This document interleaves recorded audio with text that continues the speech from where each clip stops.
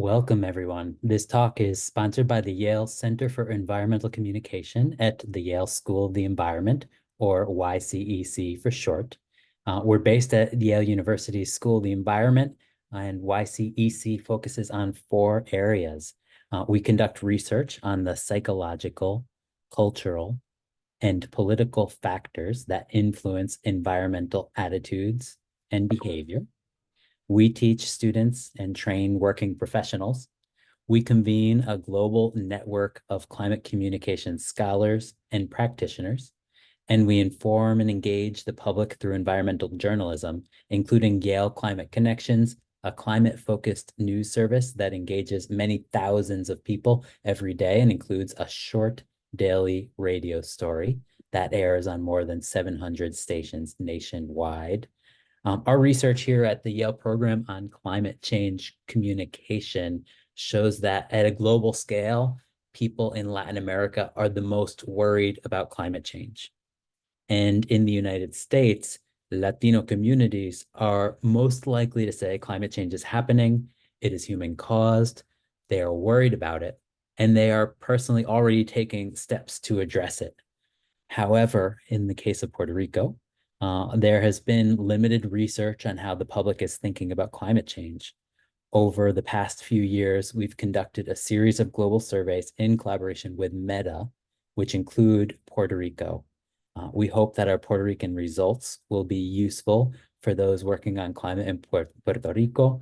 If you are an organization in Puerto Rico looking for support in your communications, please reach out to our partnerships team at ypcc.partners@yale.edu. As far as logistics, the chat is closed. Please use the Q&A feature at the bottom of your screen and be aware that you only see the question you asked. But we have folks monitoring the questions, so be assured your question will be seen. We will make a recording of this conversation available on our website and send a link to everyone who registered within the next few days. Today's talk will be moderated by Sara Santiago. Sara currently serves as the Assistant Director for the Forest School at the Yale School of the Environment, where she also received a Master of Forestry degree with a focus on agroecology, farm and post-hurricane recovery in Cuba and Puerto Rico. She has worked at the International Institute of Tropical Forestry in Puerto Rico and on stakeholder engagement in pulp and paper and palm oil supply chains and academic research through a political ecology lens in forest and farm landscapes in Latin America. She's interested in how different societies and sectors interact with the environment and thus enjoy exploring the ways in which people see and experience the world. Sara, I hand it to you.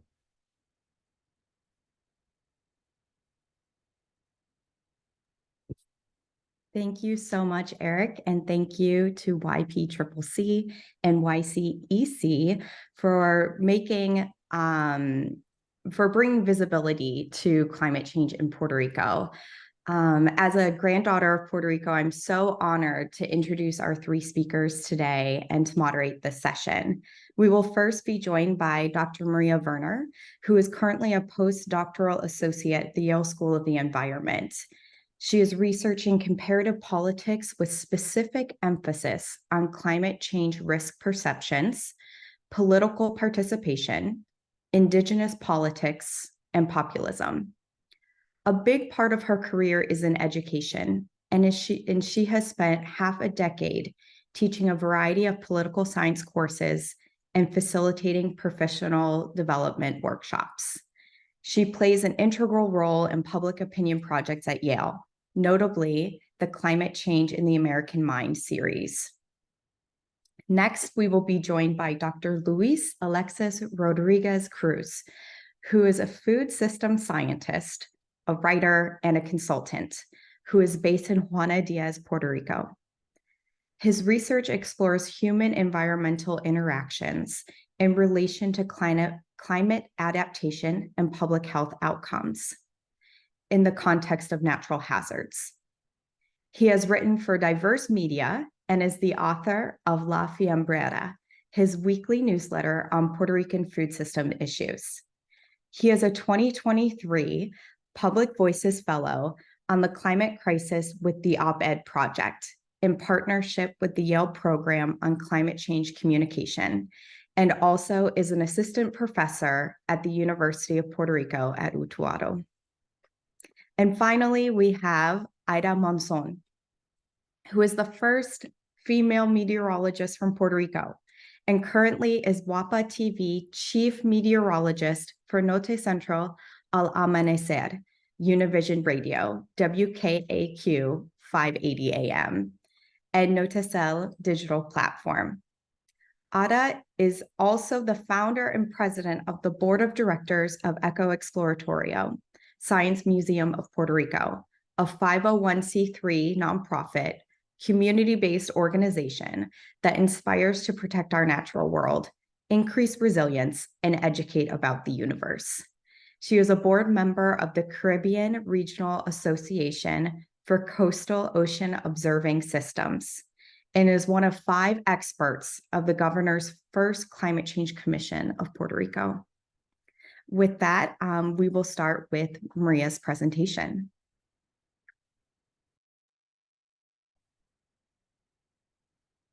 Hello, everyone, and thank you, Sarah, for such a nice introduction. Let me go ahead and share my screen.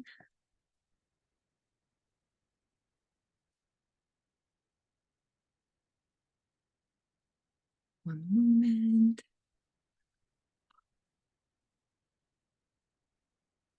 Sorry, the Zoom window has sort of covered my slideshow. Okay, you should be seeing the slides. All right, so first off, I'm really delighted to be here in this wonderful panel of speakers. And what I'm going to do today is simply present you some fresh public opinion data from Puerto Rico, where we ask people about their climate change and extreme weather attitudes. So just to give you some context, Puerto Rico is just a snapshot of a major international survey that Eric has already mentioned, that Yale Program for Climate Change Communication conducted with Data for Good at Meta and Rare Center for Environment and Behavior. Our partners, we covered nearly 200 countries and territories worldwide, and Puerto Rico was one of the places surveyed in this huge project. So, as I mentioned today, I'm going to focus on climate change beliefs and attitudes, as well as beliefs on extreme weather, or rather self-reported exposure experiences and whatnot. I will be able to draw some regional comparisons in highlighting Puerto Rico here. So moving forward, I'm not going to go into weeds with all the details of the survey, but we had a pretty good sample from Puerto Rico, 872 responses that were collected using Facebook. Active users aged 18 and older, so the adult population. Again, if you would take a look at the whole survey, we have over 100,000 observations. And we are already publishing reports based on these surveys that are available on our website. I will provide the links later. And the data is pretty fresh. We only fielded it several months ago, so August 3rd, September 3rd, the last month of summer. Keep that in mind. This may be reflected in some of the answers, especially pertaining to extreme weather. And while the sample was based on survey users, various statistical procedures were applied to improve representativeness of this survey, both in fielding, but also afterward in analyzing the data and presenting the results. So here's some quick context, and let me just go ahead and show you a few charts. We asked a bunch of questions. I won't be able to share all of them with you today. That's why I invite you to just look at our report on climatecommunication.yale.edu, but a few charts that I think are pretty important. So the first question that we asked pertained knowledge about climate change. And here we see that more than half of respondents in Puerto Rico say they either know a lot or a moderate amount about climate change. So Again, only 1 in 10, actually less than 1 in 10 say they have detailed knowledge. They know a lot, right? Puerto Rico is here. I should have clicked this sooner.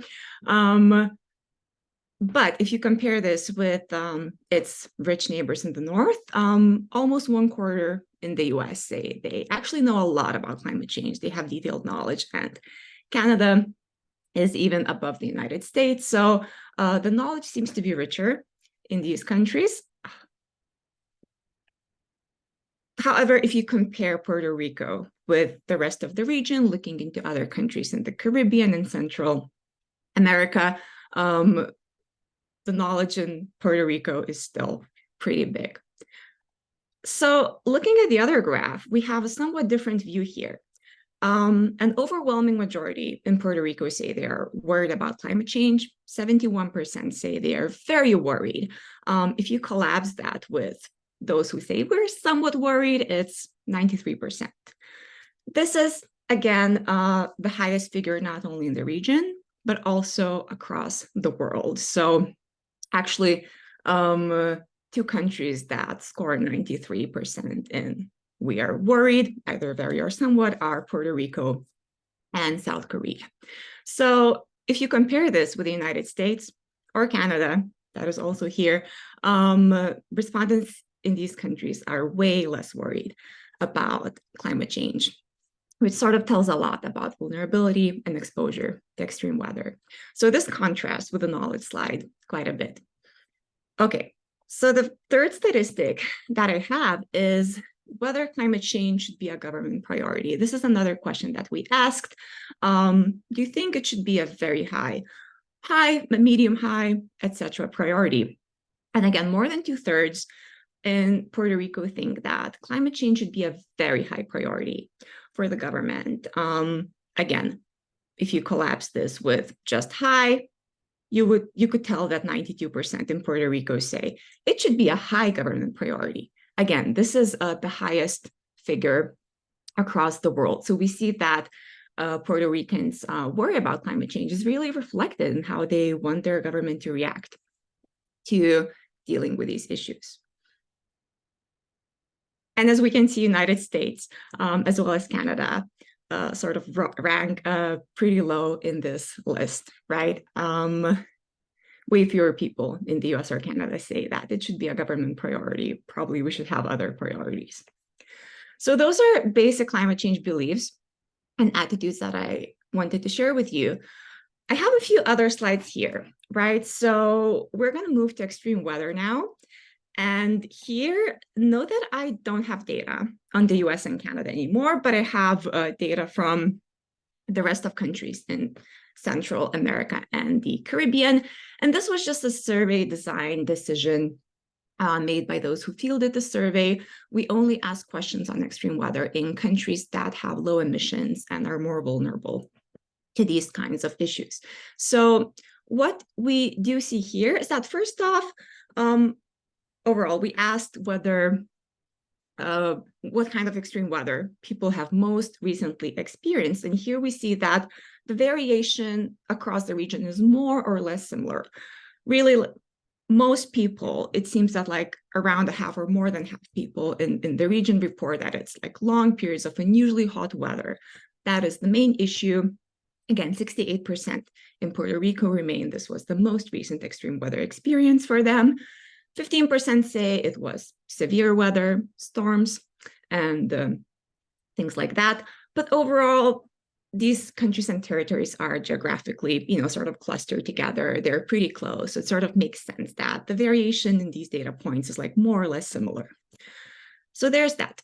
Then what we did, we went ahead and from the pool of people who reported, yeah, we experienced extreme weather, and here's what we experienced, we asked them whether you think climate change contributed to that, right? So this was not all respondents, but only those who said they experienced extreme weather, which in Puerto Rico, take a look at this again, was almost everyone, except for a few percent.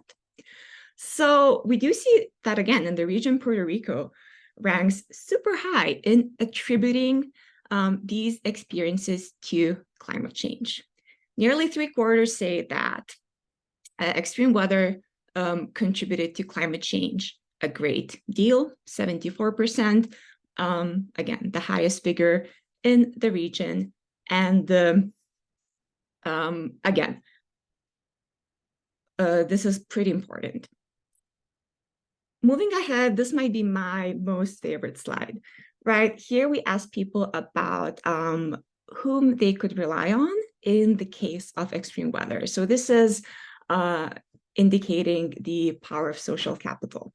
The fact that Puerto Rico is at the very bottom here is actually pretty good, because the countries that are at the very top had the highest percentage of respondents who said, we would have no one, and I emphasize no one, to rely on in the case of extreme weather. So we have Haiti, Jamaica, and some other Caribbean countries at the very top. In Puerto Rico, this rate was 12%.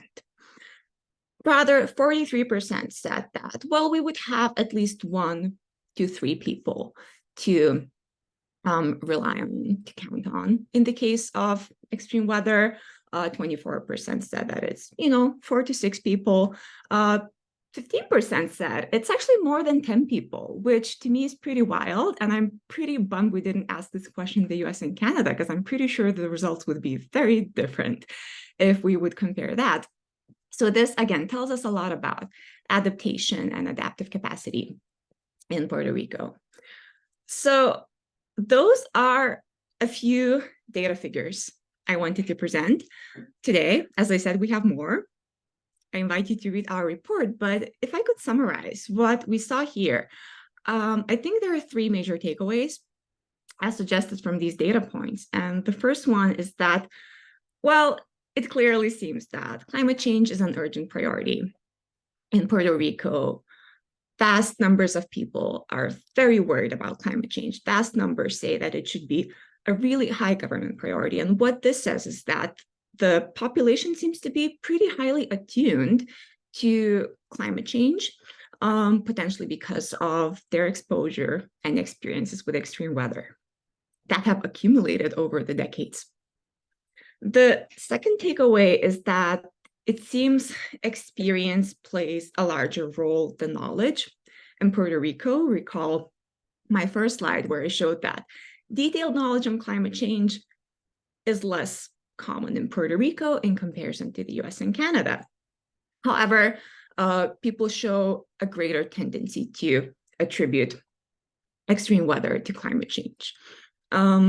And this contrast really indicates that personal experience really matters in how people are attuned to these issues. And the third issue, and that goes to my last figure, is really underscoring community resilience. So it seems that Puerto Rico has built pretty strong adaptive capacity, and their strong support networks. People indicate that they would have someone to rely on in case of an extreme weather. 43% said they would have 1 to 3 people. 24% said they would have, even up to 10 people they could rely on in the case of extreme weather. So again, effective communication strategies could really leverage these strong community ties to really enhance the resilience and capacity to adapt to climate change. So that is all I have. I hope that was interesting and useful. I leave my contact here. Again, happy to keep channels open for communication. Invite to read our full top-line report. Here's the link. You can look it up. I think I said that 3 times at this point, and I'm happy to pass the baton to Louis.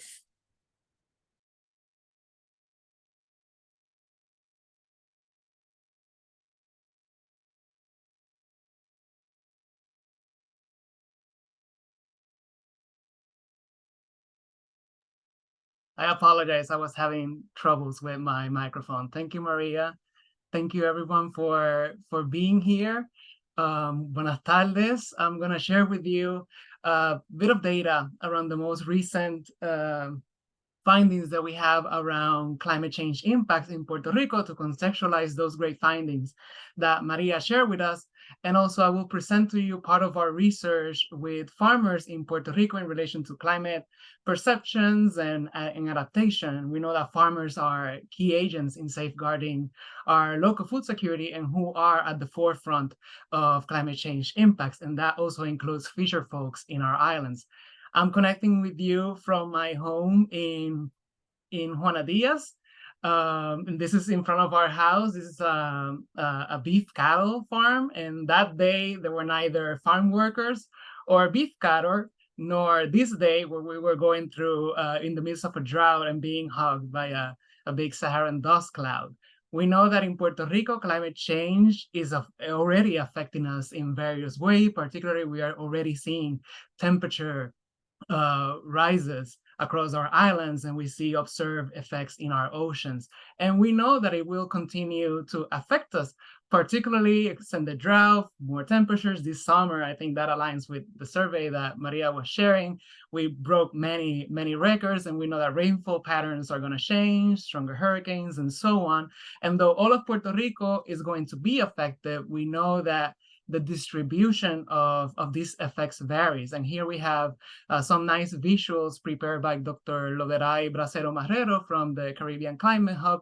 And here you see expected changes of minimum temperature change in the upcoming year. So the more dark the color, the more change in those areas. And here is maximum temperature changes that are expected. And particularly those areas that you see that are temperatures are increasing and they are going to escalate more. Our areas are very important for agricultural production. And here we also see changes in rainfall patterns, and we know that we expect less precipitation, and this has important implications for our agriculture that is rain-fed. And we know after the hurricanes, the importance that it is to have a sustainable, robust local production. And most of our farmers, if not all, focus on domestic markets. So they produce food to us to sustain us. So what do farmers think about climate change and how climate change awareness translates into action? And I pose these questions because in the literature, we see a trend that concern for climate change, that bringing people closer to climate change effects, making them psychologically close to climate change, enacts or prompts change, or that is important for adaptation processes. So how does that look in Puerto Rico? And before sharing with you some of those findings, I want to bring us all to the same page and let you know that farmers in Puerto Rico in general are small commercial farmers focusing on domestic markets. Their farm are an average of 57 acres, and most of the farms in Puerto Rico are less than 100 acres. And the last census showed that we had around 8,000 farms, but I do think that that number is higher. And most of them are diversified farmers focusing on specialty crops as defined by the USDA. So after Hurricane Maria, we did a survey across Puerto Rico with the Extension Service. We surveyed 405 farmers with an 87% response rate on their climate change perceptions and other components regarding to their experience with the hurricane. And we see that farmers in general recognize climate change as a local and global issue. And here in the table, you see some of the questions that were asked around their agreement with that the global climate is changing, average global temperature are rising. And these results are in contrast to some existing research that we have from the United States or mainland United States, where climate change belief among farmers is not nearly as high as farmers in Puerto Rico or across Latin America, Africa, low and middle income countries of the global South, especially in perceptions around anthropogenic causes. We also asked farmers around other temporal, geographical, social aspects, and they understand that climate change is happening now, that it will affect farmers and non-farmers, and that it will affect local and global agriculture. So they have a broad awareness, we can say, of impacts across multiple timeframes, geographies, and social construct. So in summary, we put all of that data into a structural equation model that examined the extent to which Puerto Rican farmers' adoption of agricultural practices to prepare for future events after Hurricane Maria related with experience, with those perceptions and other social constructs that are important and that we see are significant in adaptation decision-making in the literature. And in general, from these findings, what we see is that neither reported experience with past extreme weather events nor the reported damages affected by Maria were linked to farmers' climate change perception, and also that awareness of climate change and its impacts was not linked to actual adoption of new adaptation strategies. And this is consonant with what we see from farmers in Latin America, the Caribbean, and Africa, who express high concern for climate change at different scales, but such perceptions are poorly linked to climate adaptation. So this to me poses the question if in these areas of cumulative hazards, of compounded shocks, we might be reaching a climate change belief threshold, which I think we might consider when developing adaptation strategies or communication efforts or facilitating information for enacting adaptation or mitigation practices in our food systems. So one important thing that I have to say is that a recent systematic literature review by Wilson and colleagues states that adaptation work has taken two roads, one that focuses more on the social cognitive side, thinking, that trend of being psychologically close in exchange, and other that focuses on structural components. So to fill a little bit of that gap, we did a second study where we combined that social data, those variables, with other structural components that go beyond the individual, beyond the farm. And here you're seeing a word cloud of the most common words when we ask farmers about the most common obstacles to recover their farms after the hurricane. And most of them reported, most of those obstacles reported by farmers stem from mechanisms of support that were not available for a significant period, and also stated things such as bureaucracy, access to insurance, and other factors that go beyond individual control. And in a big parenthesis, currently my friend and colleague, Ada Alonso Rodriguez, is leading some work that I'm collaborating in with her. We surveyed farmers this year on synergies and trade-offs of resiliency practices of diversified farms across the mountain region of Puerto Rico after Hurricane Fiona happened last year. And when people talked about the obstacles, they were very similar to these ones. So we put this data into generalized linear models, and what we got is that actual and intended adoption of adaptation practices were linked mostly to structural factors. And so those perceived risk components, awareness of climate change, perceived vulnerability, they didn't have a significant role in those decision-making processes. And I think that might speak to that threshold that I was mentioning. Also, aligning a little bit to that, this year we, in a work led by the friend and colleague Jocelyn West and Stephen Hughes, we found that a third of Puerto Ricans live in areas of high to extreme landslide susceptibility, over 1 million. Here you're seeing the distribution of that population in relation to the susceptibility levels. And we also did some interviews and focus groups to understand the social dimensions of landslide risk.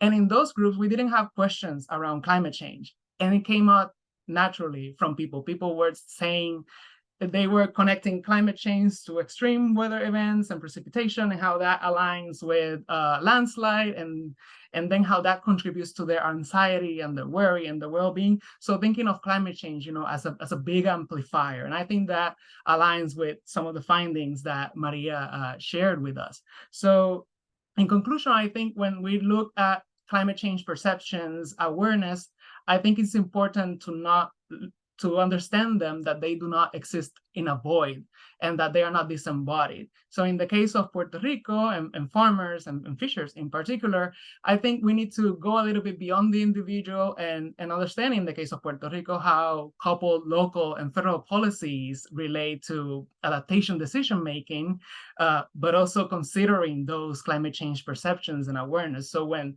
looking at those decision-making processes from a more multidimensional approach. And also I think that we need to start developing strategies and intervention that strengthen adaptive capacity, meaning those sets of resources and abilities that people have to better prepare for, withstand, cope with, and recover from the impacts of natural hazards. And from my studies, social capital and assets, those different capacities that go beyond individual perceptions, have more of a significant role in those strategies. We know that food systems are a main contributor to climate change and that they will be deeply affected by climate change. However, there are opportunities and potential to do adaptation practices that have a co-benefit of adapting to climate change impacts, but also mitigating it. And so I think in our conversations around perceptions of climate change and awareness, we need to consider those structural factors as well. Those data and the studies that I showed you are open access and they are published bilingually. So you can access them whenever you like. I'm looking forward to our conversation. Thank you very much.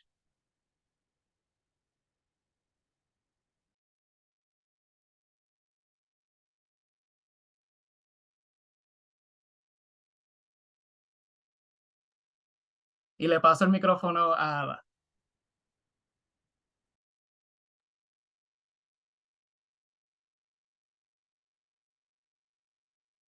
Okay.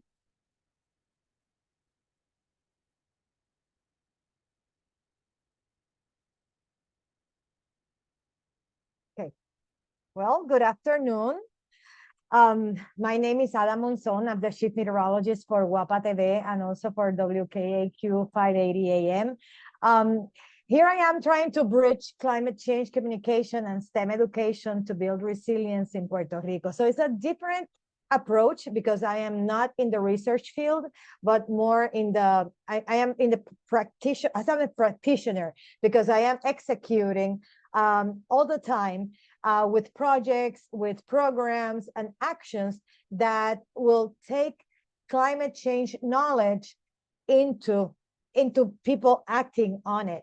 So for 35 years, I've been a meteorologist, and I went into broadcast about 27 years ago, and never in my life I would have thought that this was going to become so difficult to manage. The weather is wild. The catastrophic experiences change people. And not only Hurricane Maria changed every Puerto Rican in Puerto Rico or outside of Puerto Rico, but also the fact that we had earthquakes like a few years after the pandemic. This all has produced instability, in emotional instability. We've had many issues, political, environmental, economic, and we are in a survival mode most of the time, just trying to manage what's next and taking one day at a time.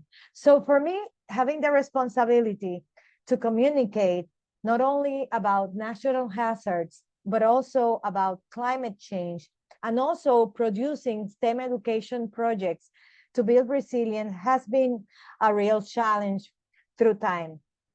Let me tell you, through the broadcast media, through WAPA Televisión or through radio, talking about climate change is a little bit difficult because you can talk every day about if it's going to be sunny, if we're going to have a tropical wave, is it going to be raining? But in order to go into matters that addresses climate change, like sea level rise, how the temperatures are behaving, what are the tendencies, that requires a lot of studying, researching, and even learning how to communicate, and also building a portfolio of news stories, and also working with networks. So we want to make sure that whatever we produce for the newscast also inspire interest in science, technology, engineering, and math, because we know that if we do that, we are working in the development of a skilled workforce to address these future challenges. So at the newscast, you know, how do we bring climate change? We do special programs. For example, at the beginning of May, we produced the Puerto Rico en calor extremo. Right after April 30th, we've been in a continuous heat wave in Puerto Rico.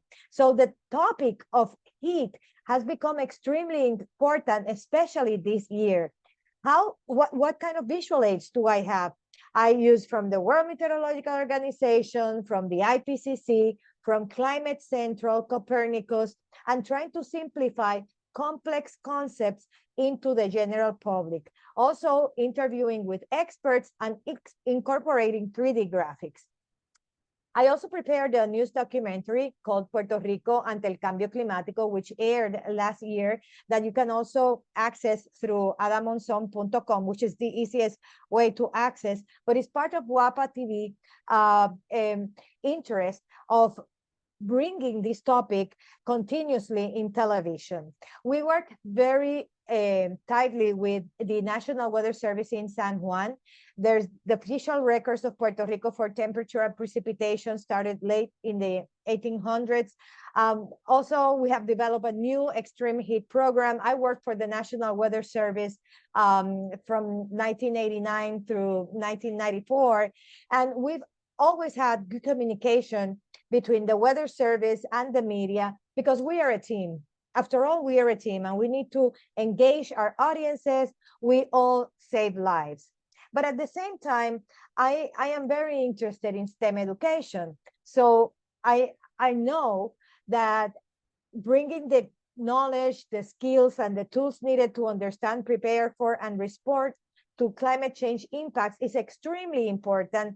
And that's why if we want to build resilient communities, we need to make sure that we bring this STEM education into the communities. And that's what we do, you know, at the EcoExploratorio. So in order to bridge the communication and the education to build resilience, we create content, we foster collaboration between the scientists, engineers, the community. We develop events and projects to facilitate that knowledge exchange and bring together the communities. The EcoExploratorio is the Museo de Ciencias de Puerto Rico, is the Science Museum of Puerto Rico, which I founded 13 years ago. And for the last 9 years, it has been operating from a beautiful space in Plaza Las Américas, which is the largest shopping center in Puerto Rico. And you think, well, a shopping center for a science museum, you know, we need traffic and we need people to come and visit. So this has been the perfect space for the museum as a pop-up science museum. And we have a visitation about 15 to 20,000 people.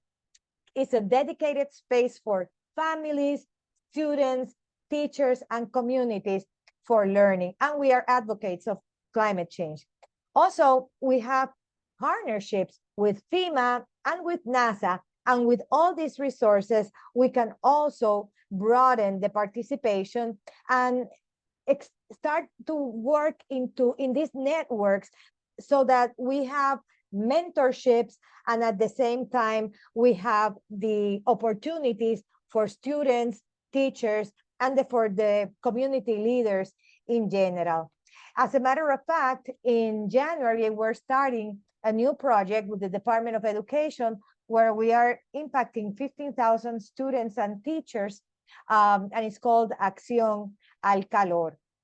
So the EcoExploratorio, as I said, is a 501c3 nonprofit organization, and is produced by the community and for the community, so we can have a place to talk, changing fear to hope.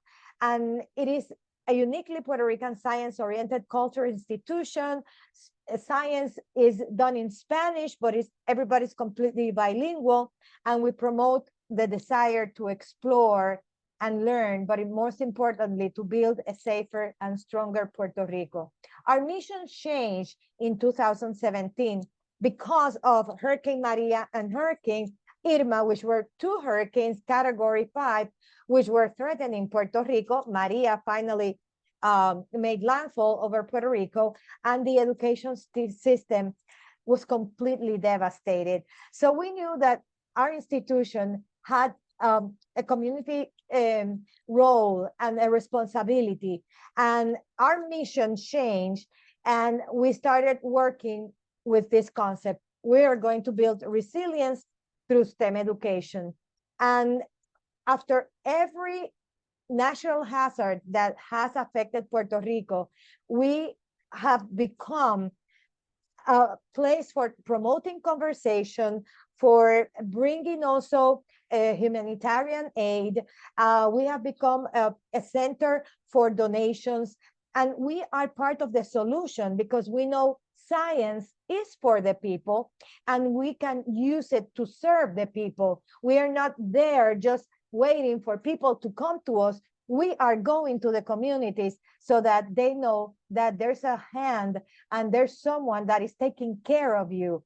And that response to Hurricane Maria included working in the emergency distribution centers, bringing STEM education to the emergency stop and go centers. When the museum finally was open after a few months, we had free entrance and we developed a resilient school program. So this place has become a beautiful and inspiring space for creating the future or the future for someone. As you can imagine, most of our children have had so many challenges in the education process that right now we need to make sure that all these, we reduce the dropout rate, and also we help parents, especially homeschoolers, in this process. We operate through Plazas Americas, as I mentioned, with a mobile exhibition, doing distance learning, bringing labs, bringing different publications, producing temporary exhibits, doing events, community fairs, camps. As a matter of fact, we just did the solar eclipse event in 2020, in October this year, and we had 17,000 people at the convention center. So this has become a place where scientists can communicate with the community, and we are learning through the process. So we have now a grant from FEMA, which is called the Institute of Resilience of Puerto Rico.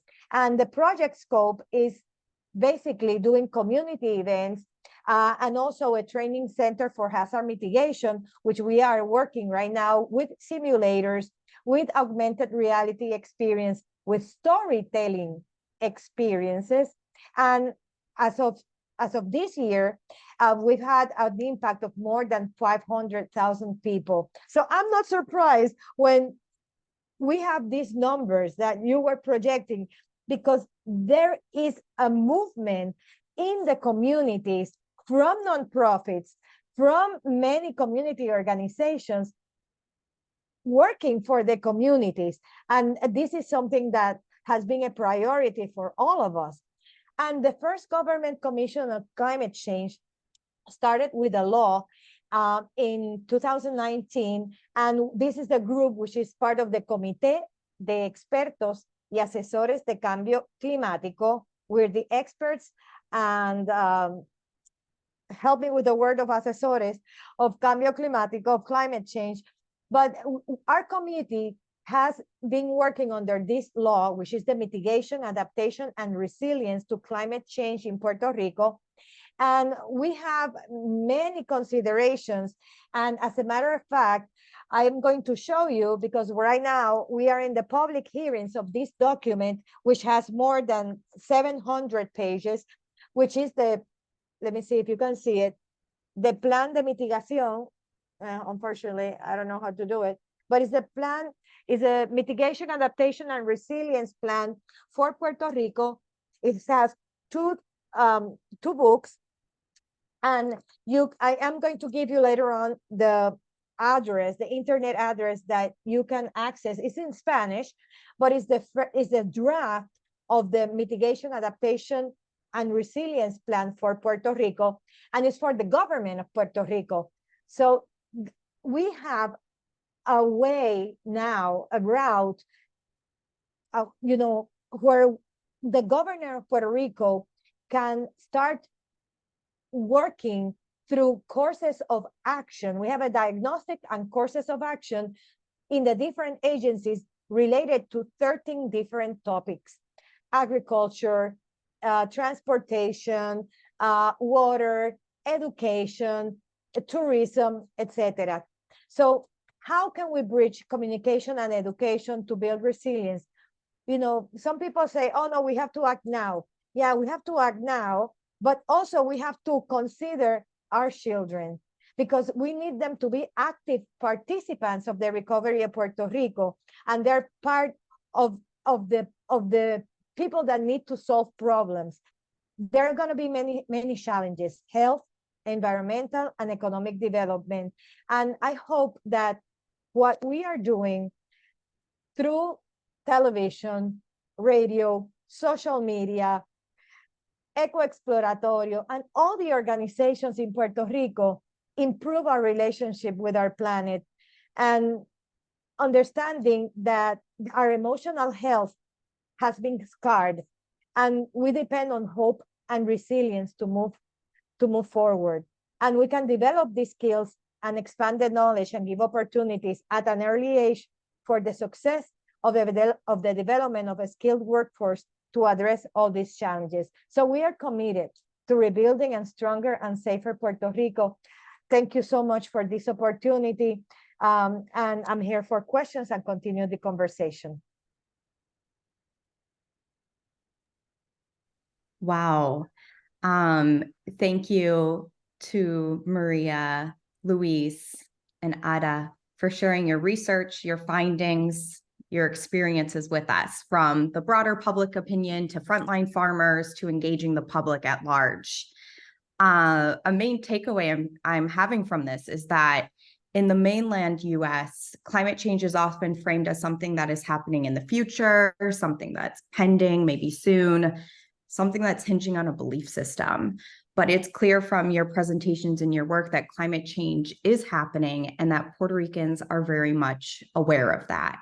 So let's dig into some questions, tie some threads together from your work in the remaining time that we have together. But I think this is a conversation that we'll all be continuing after as well. Okay, so we have questions coming in, and the first one I'll ask is that, Luis, you talked about the psychological closeness to climate change and about the role of this climate change belief threshold. Are we reaching something like that?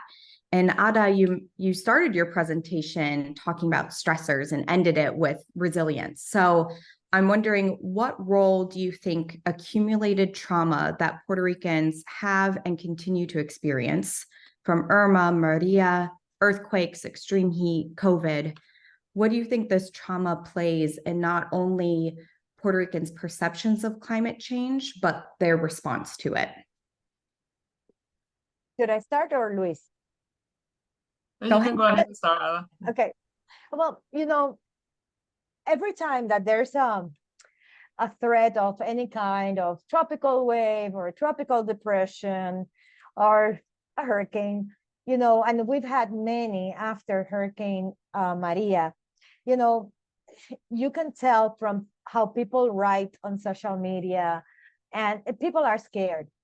We are very scared. I am scared. I mean, we have all been impacted in so many ways, but let me tell you, the first responders need to take care of themselves in order to take care of the rest of the people. I remember after Hurricane Maria, I was asked many times for presentations and activities. People wanted to understand. I still give talks where people have not seen what happened in many towns in Puerto Rico, because remember, there was no communication, no electricity. There's no way that we didn't know what happened. So sometimes I find myself that I'm explaining, oh, this happened in this town and this happened in this town. So what I want to say is that we have accumulated trauma, but in order for us to take care and save lives, we have to take care of ourselves. And after that first year of giving talks, I found myself crying after every talk, and I couldn't control it. So I had to ask for help. I had to seek help because it was unbearable. Because it was unbearable to have the responsibility to save lives and not able to save lives. When we hear that we lost more than almost 4,000 or even more people, to me, that was devastating. And what did I miss? That's what used to haunt me. What did I miss? And what I miss, and through the years, I understood is the connection between health and climate. And that is so important that now, every time we are in these kind of situations, we need to address the health component, emotional health, the physical health, and even the spiritual health. For the first time in my life, I understood how important is the spiritual aspect of disasters. And not many people might understand that or talk about that because they're afraid. But you know what? It's part of your resilience. And to me, the role of the first responders is to take care of themselves in order to serve better, and for the general public to understand that there's an individual responsibility. And that individual responsibility is for you to take care of yourself, be prepared, and be involved in the community decisions and actions. Because the government will come, but they will come later in catastrophic experiences, not in the regular category 1 or category 2. No. When we're talking about category 4 and 5, everything changes.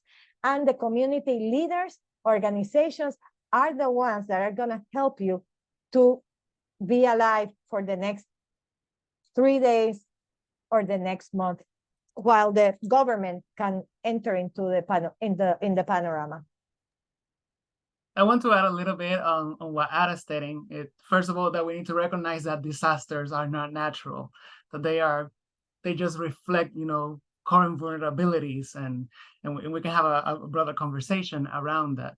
In terms of compounded shocks, certainly given the levels of vulnerability of people in regards in thinking about farmers, is that you are recovering from something and then preparing for another and trying to mitigate something. And so in that circle of emergency management, so people are in different places at the same time. And in particular to that study of landslides risk that Jocelyn, Stephen Hughes, and I are working on, what we see is that people that live in areas that are most susceptible to landslides are, in comparison to other places of Puerto Rico, have less access to public health, to vital infrastructure. So I think it's important to understand those components, more historical components related to vulnerability that certainly amplify or exacerbate what people feel in those contexts of climate change impacts. And in regards to what was mentioned on service providers, recent research from the Caribbean Climate Hub on farmer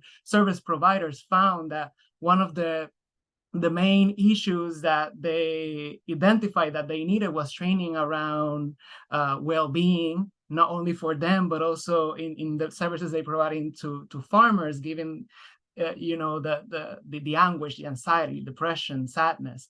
So certainly that's important to underscore.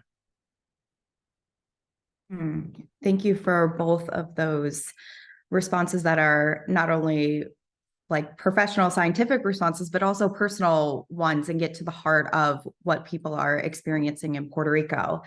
On this same thread of talking about resilience and response, the world was calling Puerto Ricans resilient after the hurricanes, and Puerto Ricans started responding, we're tired of being resilient. And so we have a question here about responsibility and to response. So there's a big difference between how well people and farmers perceive the importance of addressing climate change and how aware are the government agencies. We hear little from the government about how specifically we are addressing climate change.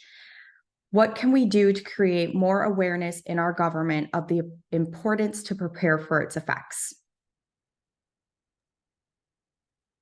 Well, in that case, I think one simple piece is to, who are we voting for? Who are we putting in power in those offices? Second, to the best of our abilities, to participate in the democratic process of policy making. Ada mentioned the new mitigation plan, and the comment period is open. So the more people that participate, the better. Certainly, como hay mucho discurso, poca práctica, you know. Of course, you see these laws and broad awareness of climate change, but not necessarily translate into action. In the case of farmers, we see that there is a mismatch in policies and programs with their current needs. One example, you have agencies that are prompting them, incentivizing them to adopt conservation mitigation practices in the farm, but then to participate in other incentives, they have to have a monoculture, for example. So there are tensions and things don't match with the necessity. So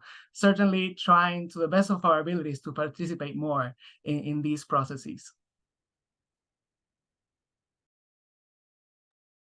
Unfortunately, we are at time for the day, and I think we could go on the whole afternoon asking questions and reflecting, but I'm going to pass it back over to Eric at YPCCC to close us out. Thank you so much. Thank you, Sarah, for moderating the conversation. Thank you, Maria, Luis, Ada, for your thoughtful insights. We're going to send a follow-up email to everyone in the next few days with a link to the recording and maybe some of the other links of studies mentioned in the webinar as well. Have a great weekend, everyone. Buen fin de semana. Ciao.